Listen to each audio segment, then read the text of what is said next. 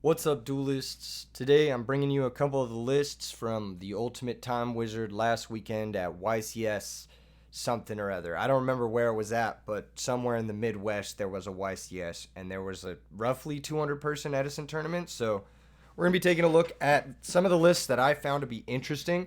First things first, shout out to all the players. These were their standings after Swiss, the top 8 players.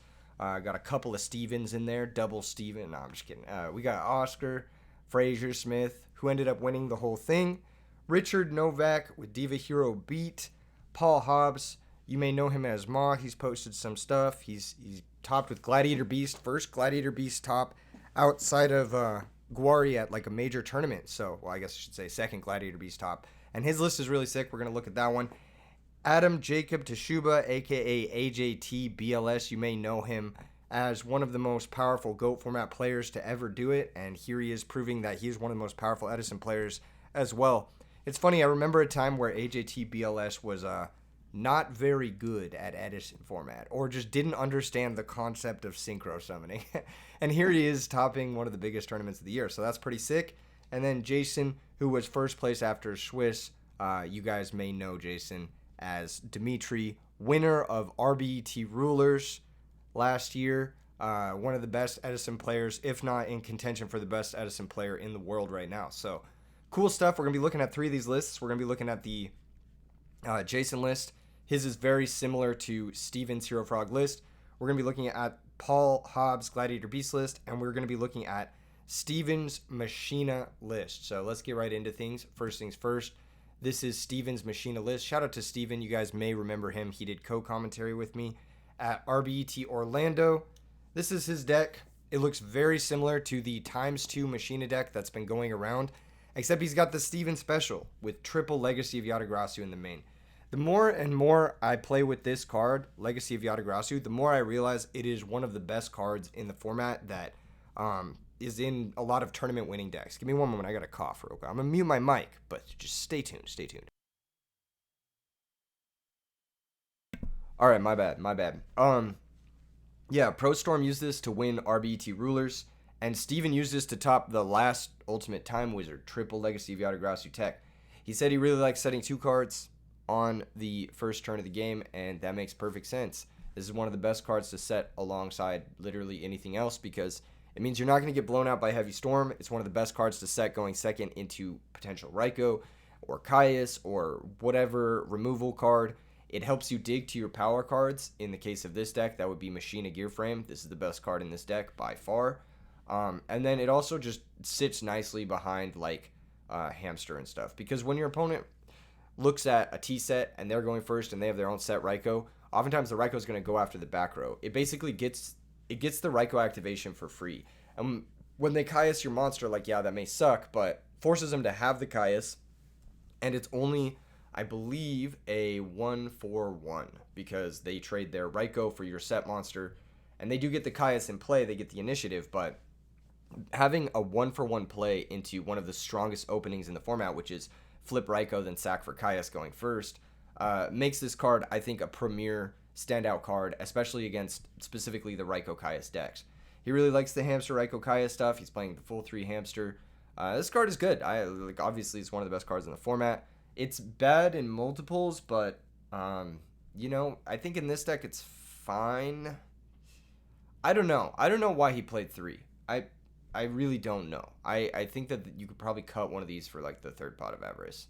Or you could probably cut one of these for like something else. But that's just me looking at this deck list and just saying, yeah, all right. Because I usually like to play somewhere between 4 and 5 really strong normal summons.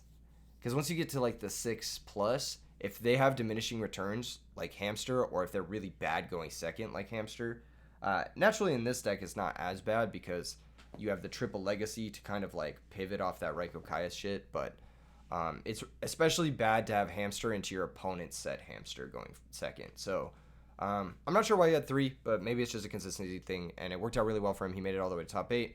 Sideboard looks like it has all the good stuff. No Cyber Dragons, really interesting. Not playing the Cyber Dragons, but maybe he didn't fear the Machina matchup, or he didn't feel like he needed them. I don't know. I think Cyber Dragon's a really good card, and I think it's a pretty good mirror breaker, especially when you can loop it with Pot of Avarice. It becomes pretty strong, so I don't know why he chose not to play that. He does have the one Phoenix Wing Wind Blast. It makes sense with this choice of triple force to play the Phoenix Wing Wind Blast, because you can go like first gear frame, search fortress, and then that is your free Wind Blast right there. And you get one free Wind Blast throughout the game.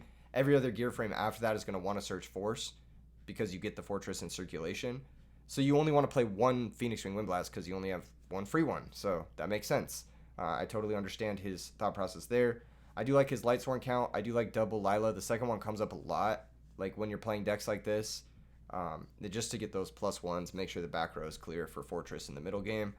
And yeah, I think the sideboard looks interesting. Zombie World's a cool card. Probably good against Frogs, Amaryllis, two very popular decks right now. Yeah, it's a solid card. Solid deck. Shout out to Steven.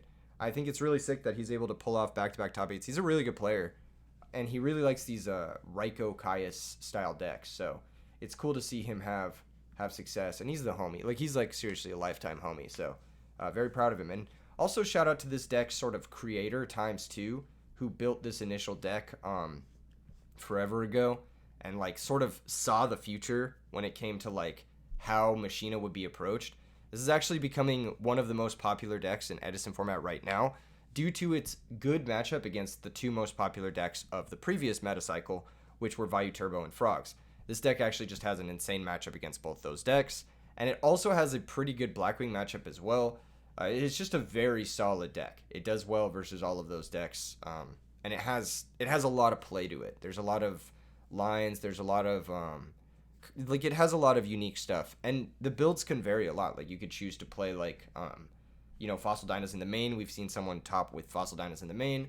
We've seen people top without the Legacies, of course. We've seen people top without even 3 hamsters. I've seen people play this deck with 1 hamster and have success. I've seen people play triple Avarice, triple Compulsory, triple Book. He's playing none of those cards, so here we are. The deck it has a lot of different variations, and you can try out different cards and see what works best for you, and there's a lot of different ways to approach it. So yeah, definitely try this deck out, but don't feel like this is the laid in stone list, because there's a lot of stuff you can do to switch this bad boy up. All right, moving on to the next list. Shout out to Steven. That's my boy. This is so bad with name. Paul Hobbs, aka Maj, Gladiator Beast deck, and I really like this deck. I think this is my favorite deck from the top 8. It's just no bullshit. All cards that you actually want to draw, plus the Gladiator Garnets. It's just such a solid list. Like, if you look at this list, it's like, yeah, 1 Prisma. You never really want to draw 2. Makes sense. And it goes back in your deck. So, yeah, 1 Prisma makes sense. 1 Darius. Yeah, you really never want to draw it. So, makes sense. Double Equest. The second one comes up. Okay. Makes sense. Double Rediari. The second one comes up, especially against Frogs. Makes sense. He's got Secutor. He's got the power play. He's got double Samnite, so he can make sure he can cap for double Samnite in certain lines. He could also cap for Samnite when he's already drawn one of his Samnites, so it makes sure his Rescue Cat is live. Triple Test Tiger. Test Tiger Secutor is like the best thing this deck can do, so that makes sense. And Test Tiger Prisma is the big combo, so makes sense. Sangin to search Rescue Cat. Okay, it's like having a second Rescue Cat. Spirit Reaper. This card's phenomenal in this deck, because people will sometimes play this game where, like, okay, their Glad's going to tag, but they can't get advantage if I have nothing in play. And that's where Spirit Reaper really comes in. Like, if your opponent like has, let's say, like a weaker start, or they're missing a card to like make a power play, sometimes they'll just pass the turn and just have an open board and just be like, okay, you can tag into a Glad, but none of the Glads really do anything when they tag like turn 1 outside of like if you have Tiger and a Secutor. But then they need to have specifically Tiger and a Secutor, right? Spirit Reaper does a really good job at punishing people who don't want to commit into like Bestiari or Geyser's Pops or that sort of stuff. And then Gores. I actually think Gores is a really good card in Glads. It was actually in the topping list from Shonen Jump Championship Edison in 2010. This actually has a lot of shades of that list, both with the Rescue Cat, the Double Samnite, and the Gores in the main. So yeah, a lot of the powerful stuff that they're just good tournament winning cards. Like, you really cannot deny that Gores is a good card. And you also cannot deny that it's good when your opponent doesn't expect it in decks like this. Looking at the trap lineup and the spell lineup, this is where things get really interesting. There's no Gladiator Beast Proving Ground, which is a card I personally love because it's just extra copies of Bestiari. So like when you're ahead of turn, it allows you to guarantee a Geyserus. It also allows you to play around Dust Shoot a little bit better, because without it, you're a little bit weak to Dust Shoot. But it's really not that big of a deal, because he's got such a high monster count that chances are he's going to find a monster pretty easily.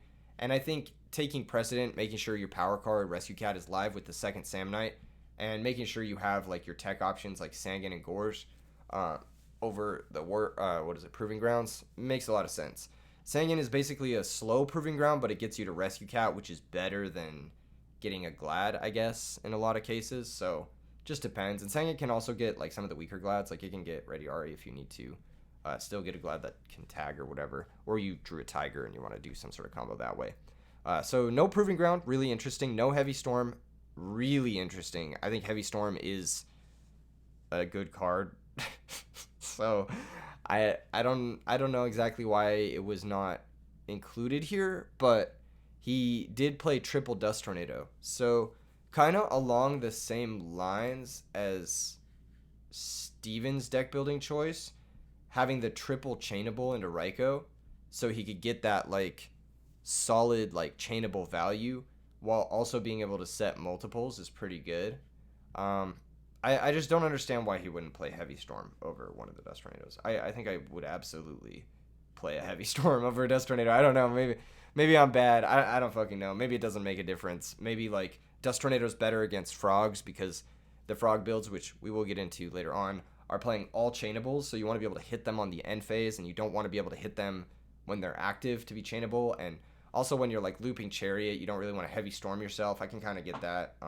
The deck does play 19 back row, so Heavy Storm on top of 19 back row, 20 if you count the Typhoon as well, can be a little bit awkward at times, but who knows? Double Prison, double Compulse, double Bottomless makes sense. Mirror Force, Solemn Judgment makes sense. No Torrential also makes sense. It's in the side. Probably bring it in against Blackwings or the decks where you need it, like those Phantom of Chaos crazy decks.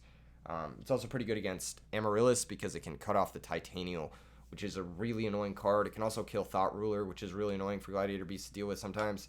This list doesn't look like it has too much of a problem with Thought Ruler because you do have Triple Tiger Cat, which gets you to Murmello, and then you also have Spirit Reaper to stall out, and you have Gores to trade with it, and then you have Prisma Tiger, which gets you to Geyser. There's a lot of ways to deal with Thought Ruler in this build, but yeah, I don't actually hate it. I actually really like his trap lineup. I think this is interesting, worth trying.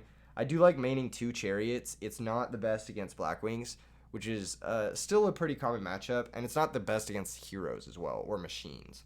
So I think having 2 Chariot in the main is fine. I don't think you need the full 3, and then you have the third in the side for the matchups where it really shines, like Frogs, Vayu Turbo, the zombie decks is where you really want the third Chariot. So that's cool. He's got a lot of powerful cards in the side. Ancient Forest card is really nasty. If you've ever been hit by an Ancient Forest out of a Gladiator Beast deck, you're just like, well, there goes my Raikou effect, and then on top of that, you can't pressure them. It's really good against certain strategies. It's also really good because in a lot of hands you'll want to set 5, and it's kind of like a 6th back row that you get to play in a way, which is really really strong. Only one Starlight Road is interesting. I probably would have liked to see a second one somewhere, but it looks like the Dust Shoot took precedence over the second Starlight Road. Which, makes sense. Dust Shoot's a free win card, so gotta play it. Sideboard has some chainables, double Wabaku, and Trap Stun. 1 Hedge Guard, triple DD Crow for the hand traps. I wonder if the DD Crows made a big difference. They're very good versus Vayu Turbo, which I think up until recently is the most popular deck, but I think it's like waning now, because I think with all the machines and gladiators and like other frog decks that have like kind of tuned themselves to beat Vayu Turbo, it's like waning a little bit. The extra deck is really cool. He's got the 1000 Dragon, which is really funny. He's also got the Sandwich, so gotta flex the cool cards. Reaper on the Nightmare. You can actually send Reaper from your deck to the graveyard by revealing it with Prisma, and you can send Sangan by revealing Sandwich. So that's pretty sick. And then you can Call of the Haunted Sangan, so it turns your Call of the Haunted into like a way to search Rescue Cat, which is nice. The Flame Swordsman, the Black Skull Dragon, both really sick cards. Double Chimera Tech. He's only playing the 1 Cyber Dragon, so he can only make 2 Chimera Techs throughout the course of a game, so you really only need the 2. So you can flex your other extra deck slots. Double Stardust, triple Heraclinos, triple Geyserus. I don't think the third Heraclinos ever comes up, but you never know. I think having the third Chimera tech can come up simply because everyone and their mom's going to side in Cyber Dragon versus you when you're playing Glads. But, whatever. It's whatever. It is what it is. It is what it is. Really solid deck. Shout out to Ma for bringing something that I think a lot of people, myself included, think is a dog shit deck. And just crushing the competition. Just sweeping, doing really, really well at a massive tournament. Really, really sick stuff. Make sure and check him out on YouTube or something like that. I think he has a YouTube channel if I remember correctly. Anyway, moving on to the next and final deck profile. This is Dimitri's. Oh shoot, we gotta zoom out a little bit. How do I do that? There we go. This is Dimitri's third place Hero Frog deck list. It's a little bit different from your average Hero Frog deck list because there are some haymakers in the main. There's double Light and Darkness Dragon and double Ryza, triple Caius. So 7 tribute monsters. This was my biggest complaint with Hero Frogs, is that you don't really have a lot of tribute monster payoffs, and the Treeborn Frog doesn't really amount to much. He's also only playing one Treeborn Frog in the main, which I think is super Chad. I think it's super, super Chad. It makes sense. Treeborn Frog is a brick. You want to play as few frogs as possible. And Treeborn Frog is definitely one of the more cuttable ones, especially game 1. Not a lot of people are main decking DD Crows right now, although you can make an argument if your deck can support it. DD Crow's pretty fucking strong right now. It's good against Vayu Turbo, and it's good against Frogs, so you could make a solid argument that main deck DD Crow is pretty strong. But that being said, I mean, he only needed the 1, and it got him all the way to 3rd place. Double Malicious, this gives him an extra sort of one-shot tribute, and it makes your Stratos 1-for-1 hands or your Stratos discard trap hands 9 billion times more powerful. Just being able to discard a Malicious and then getting that tribute fodder for your Lad or for your Ryza or your Caius or whatever, it basically turns Stratos into a one-time use swap frog, if that makes sense. It gives you your tribute fodder for next turn while still letting you use your normal summon on Stratos turn 1 instead of normal summoning swap frog and substitute. So it allows you to keep up the tempo when you are playing the double Malicious. Now, of course, everybody's going to say, Keegan, what happens when you draw double Malicious? And you just fucking cry. You just fucking lose. That's it. It's just the way it goes. When you draw double Malicious, it's just over. That's it. That's just the way it goes. But it is so powerful. I think it is worth the inclusion. And it allows you to support Light and Darkness Dragon, which is another one of those, this card's fucking insane. So we should probably figure out a way to support it. And Malicious is the best way to do that while also offering a really strong tempo advantage when summoning Stratos turn 1 and setting a discard trap. In the sideboard, he's got some really, really interesting cards. He's got the DD Assailant. This is a card that I cited in Kodera's Hero as a way to combat Deck Devastation Virus from Blackwings while still posing a really good threat. One Alias, same shit. It's just a beater that you can grab when you're getting deck devved. Second, Treeborn Frog. Interesting that it made its way to the sideboard, but it makes sense. People are going to try and crow you and shit, so definitely want to have at least 2 of that boy in the sideboard. Triple Vanity's Fiend for the Frog Mirror. Gotta have them.